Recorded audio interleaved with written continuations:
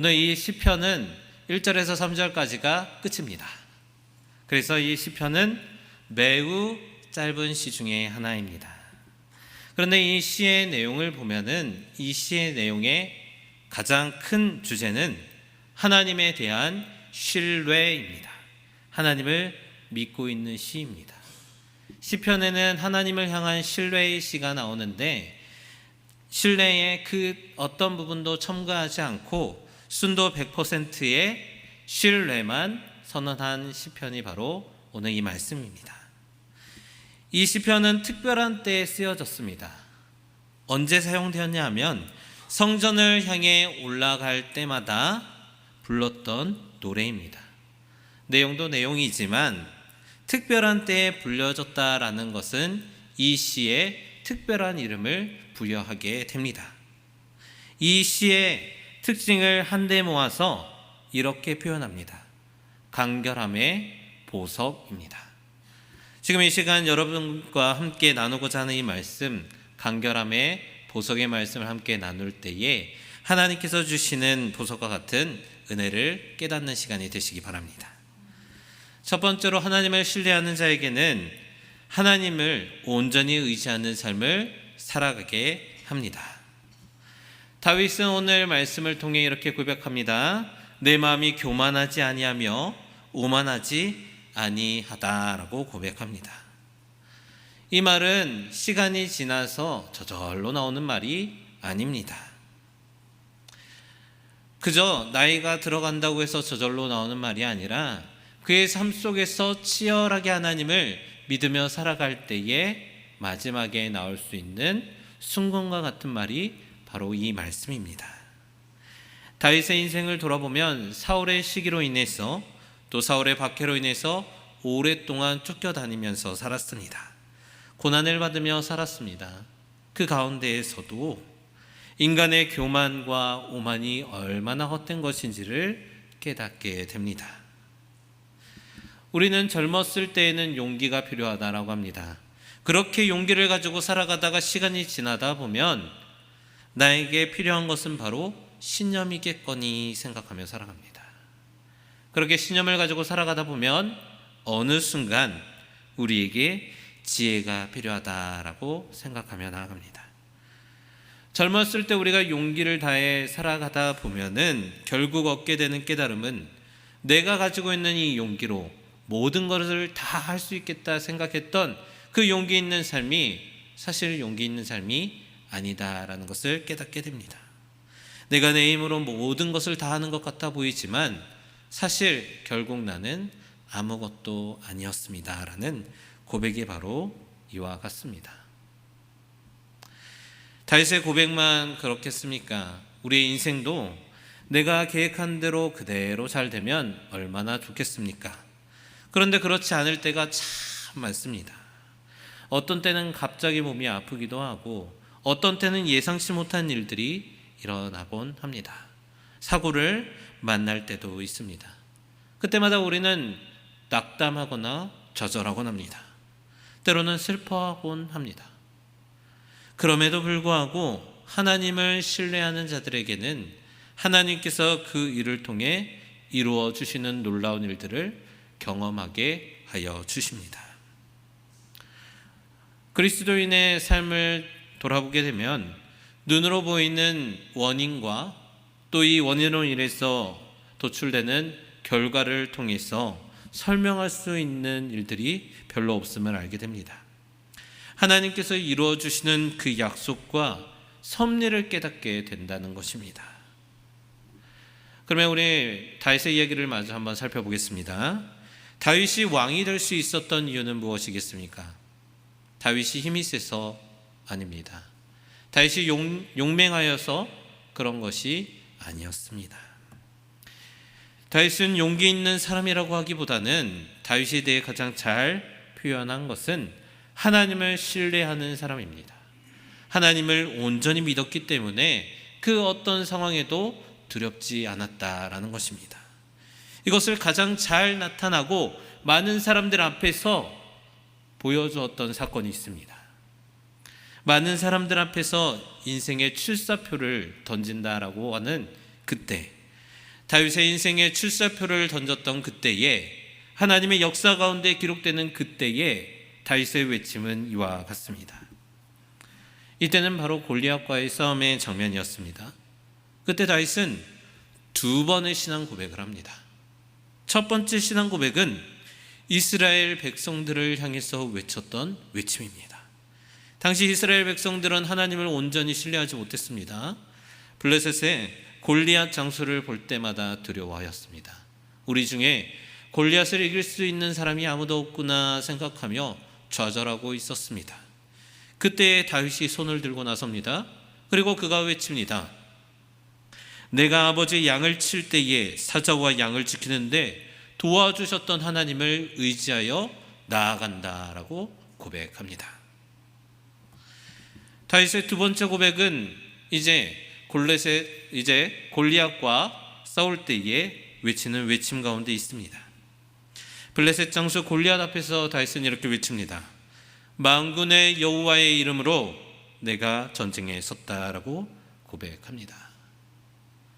이스라엘을 향하여 했던 이 고백, 나를 도와주셨던 하나님을 다시금 생각하며 외쳤던 그 고백은 하나님을 향한 신뢰를 잃어버린 이스라엘 백성들에게 하나님의 살아계심을 외치는 선언입니다. 하나님을 잊어버리고 침체되어 있는 자들에게 하나님은 역시 살아계시고 계신다라는 신앙의 도전을 주는 고백을 하였던 것입니다. 그리고 두 번째 고백은 바로 많은 사람들 앞에, 하나님을 믿지 못하는 사람들에게 하나님의 살아계심을 전하는 외침이었습니다. 구약에는 다윗의 외침이 있었죠. 근데 신약에는 또 다른 사람의 역사적 외침의 장면이 나타납니다. 특별히 이 외침의 장면은 그분이 스스로 말하지 않았음에도 불구하고 주변에 있는 사람의 입술에서 나오는 증언으로 표현되는 것입니다. 바로 예수님의 출사표, 예수님께서 세상 가운데 나타날 때의 모습입니다. 예수님께서 많은 사람들 앞에 나타나셨을 때에는 바로 요한에게 세례를 받을 때입니다. 요한복음 1장 31절에는 요한이 이스라엘 백성들 앞에서 하나님의 아들 예수 그리스도가 어떻게 나타나는지에 대해 이렇게 고백합니다. 나도 그를 알지 못하였으나 내가 와서 물로 세례를 베푸는 것은 그를 이스라엘에 나타내려 함이라 하니라. 아멘. 세례 요한이 세례를 베푸는 이 일을 통해서 이스라엘 백성 가운데에 하나님께서 세워주시는 구원자 예수 그리스도를 직접 보여주시기 위한 하나님의 계획하심이다라는 고백이었습니다. 그에 바로 뒤이어 32절에는 이 예수 그리스도가 어떤 일을 하는지에 대해, 예수 그리스도의 특별함에 대해 요한이 고백하고 있습니다. 또 요한이 증언하여 이르되 내가 보매 성령이 비둘기같이 하늘에서 내려와 그 위에 머물렀더라. 아멘. 요한만 봤겠습니까? 요한이 세례를 베푸는 장면, 그 장면을 봤던 모든 사람들이 깨닫게 됩니다. 예수님은 참으로 살아계신 하나님의 아들이다라는 것을 깨닫게 되는 것입니다. 예수님이 세례를 받는 장면과 다윗의 이 외침, 그곳에는 공통점이 있습니다. 하나님을 향한 믿음과 신뢰를 잃어버린 자들에게는 신앙의 도전을 주는 장면입니다. 또한 세상에서 하나님의 이름을 알지 못하는 자들에게는 하나님의 이름을 높이는 그 일을 하게 된다라는 것입니다. 사랑하는 여러분, 그런데 다윗의 모습도 예수님의 모습도 특별한 일을 한다고, 내가 이제 세상에 나간다고 어깨에 힘을 주고 그동안 하지 않았던 일을 했던 것이 아닙니다.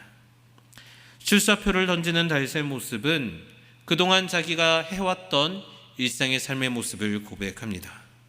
매일 나의 삶 가운데 충실하게 살아가는 그 한순간 한순간의 그 일상이, 정말 지루한 것 같아 보이는 그 일상이 하나님께서 쓰시고자 할 때에 준비가 되는 그 일상이라는 것을 고백합니다.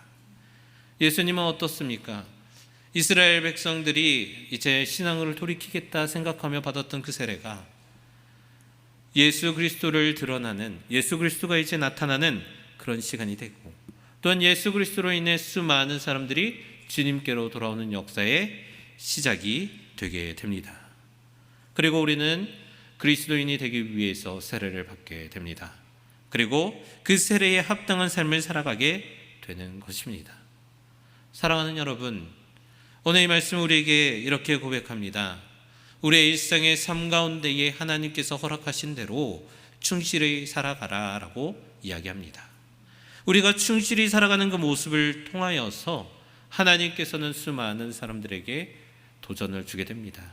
같이 하나님을 믿는 신앙이 꺼져가는 그 영혼들에게 하나님의 살아계심을 여전히 증거하시고 계십니다. 또한 하나님의 말씀을 알지 못하는 자들에게 하나님의 살아계심을 여전히 증거하고 있음을 깨닫는 여러분들 되시기 바랍니다. 두 번째로 하나님을 의지하는 자에게 주시는 평온을 누리며 살아가야 됩니다. 우리는 하루하루 살아가면서 꼭 필요한 것들을 미리미리 준비합니다. 우리는 마트에 갑니다.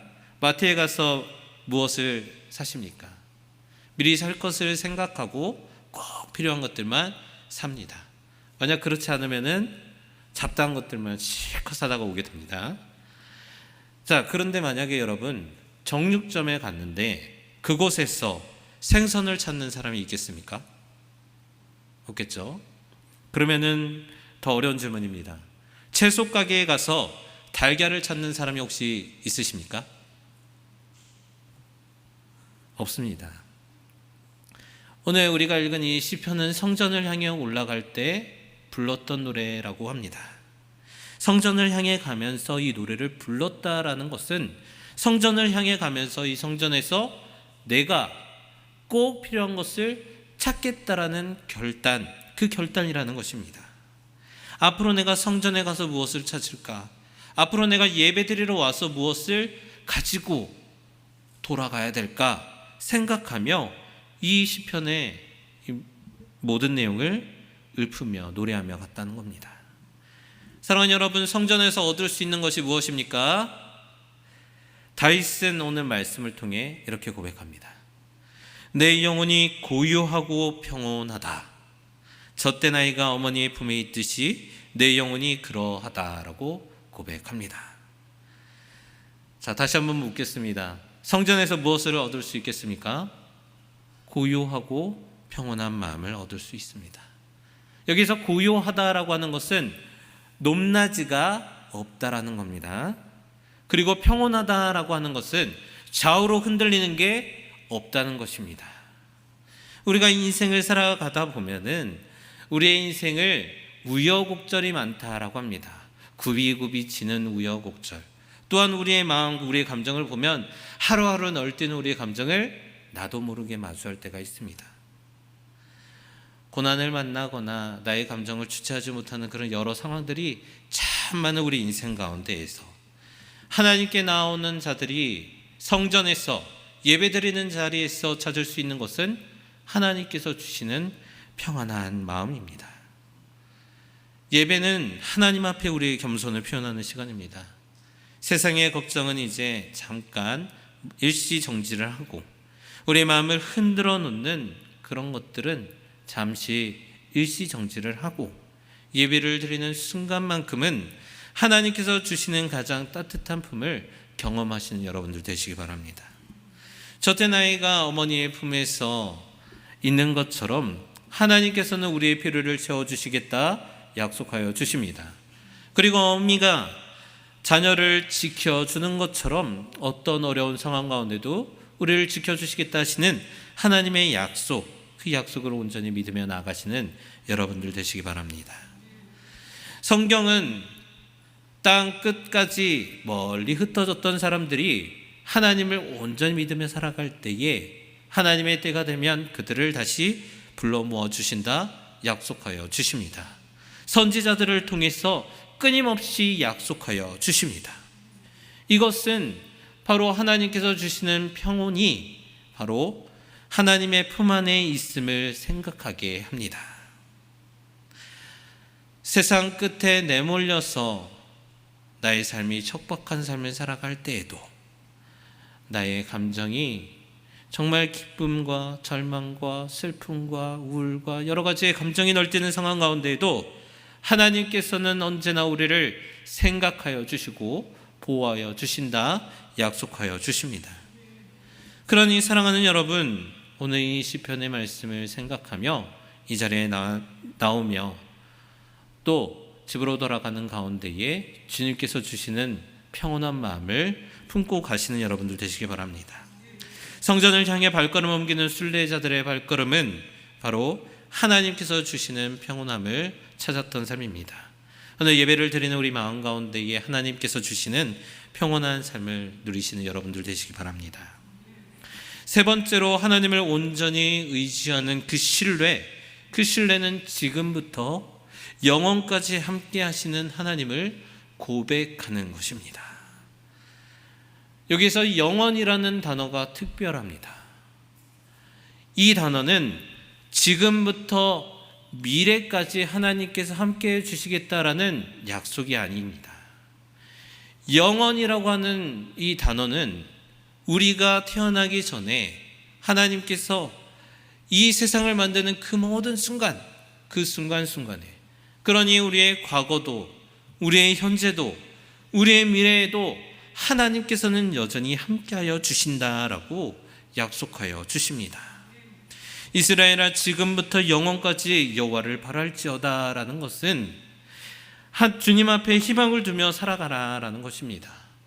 너의 과거도 지켜주셨던 하나님이 현재도 지켜주시고 미래에도 함께하여 주신다라고 약속하여 주십니다.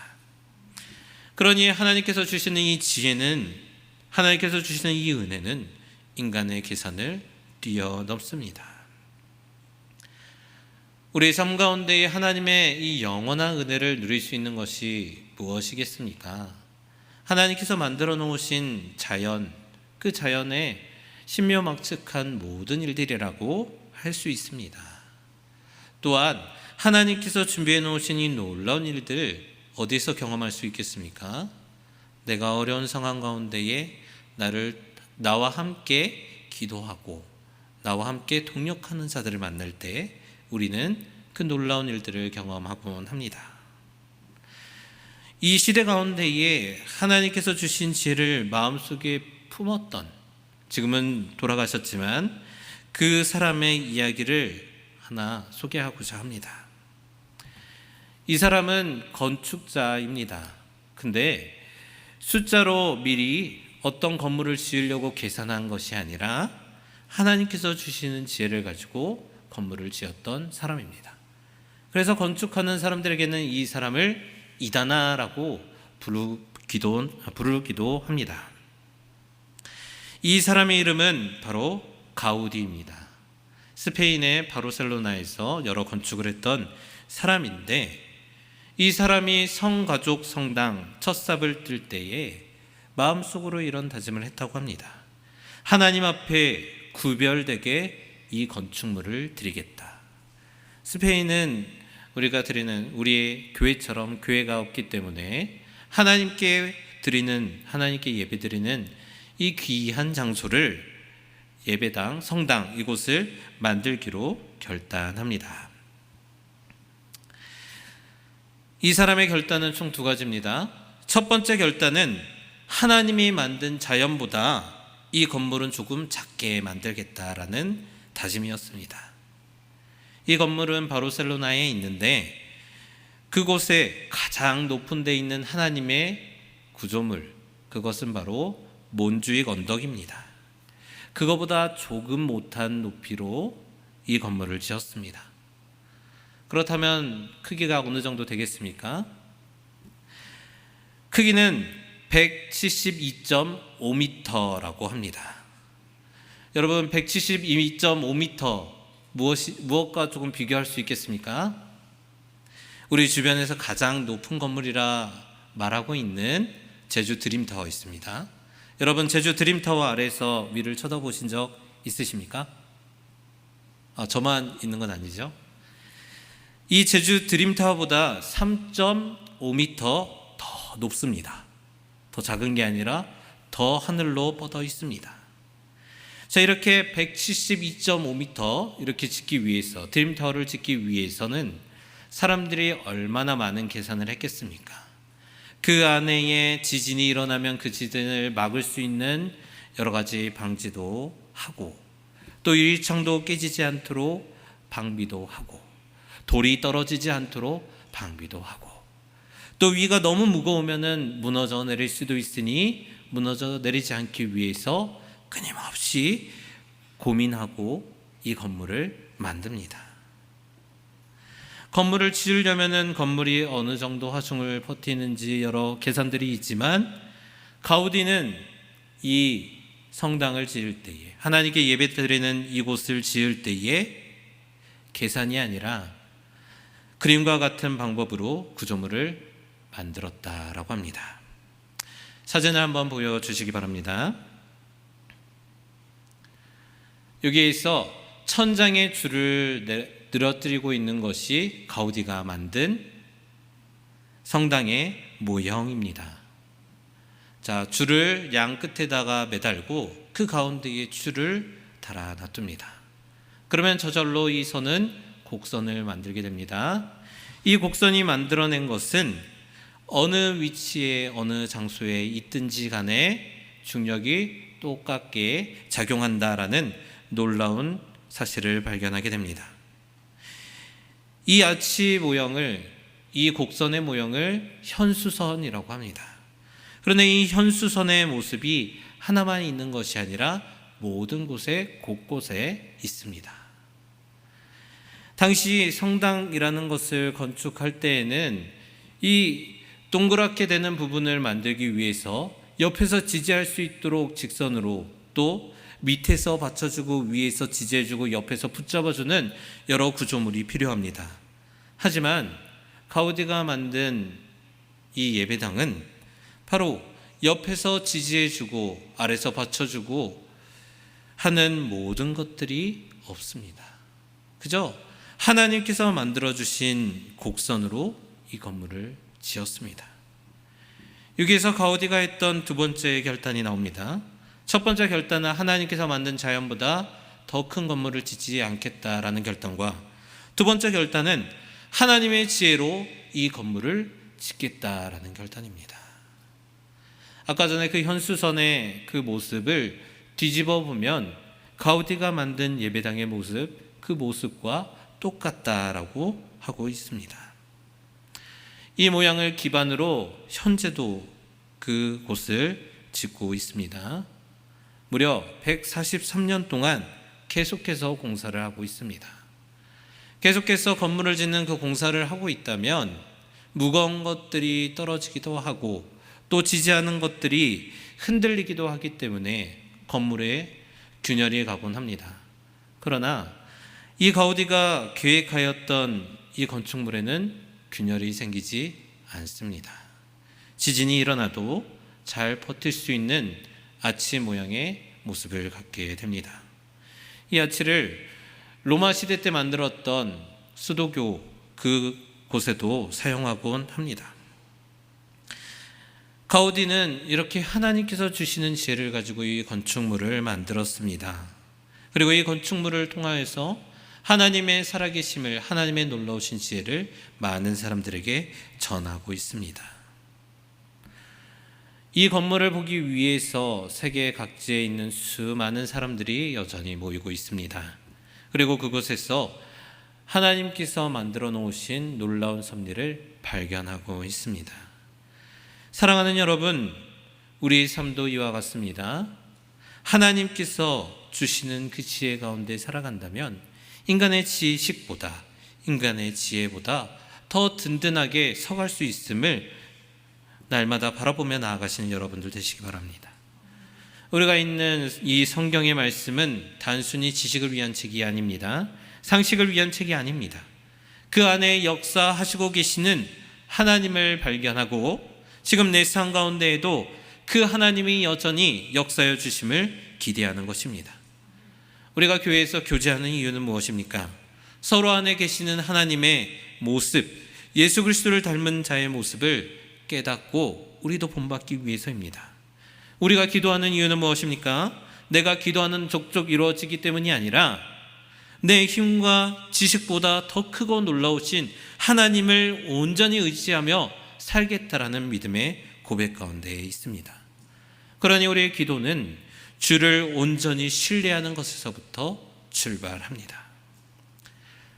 사랑하는 여러분, 오늘 말씀을 마무리하도록 하겠습니다.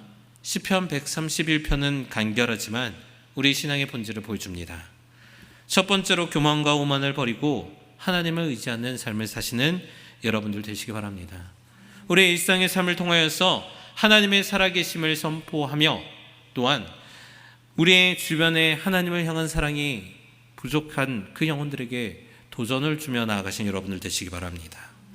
또한 두 번째로 주 안에 참된 평온을 누리는 삶을 사시기 바랍니다. 교회에서 예배 드릴 때마다 집에서 있을 일들과 또 여러 가지 위험들을 생각하면서 걱정하고 불안해하는 것이 아니라 주님께서 주시는 참된 평안함을 누리는 여러분들 되시기 바랍니다. 그리고 세 번째는 인간의 지혜보다 뛰어나신 하나님을 온전히 바라보고 하나님을 믿는 신뢰 가운데 살아가시는 여러분들 되시기 바랍니다. 스펄전 목사님은 오늘 이 말씀이 매우 짧지만 실천하기 어려운 말씀이라고 고백하였습니다. 그럼에도 불구하고 이 말씀을 듣는 자들에게, 이 시편의 말씀을 듣는 모든 사람들에게 이렇게 격려하였다고 합니다. 오늘 이 고백이 우리의 고백이자 삶의 고백이 되기를 바랍니다. 저도 여러분들에게 부탁드립니다. 오늘 이 시편의 고백처럼 살아가시는 여러분들 되시기 바랍니다.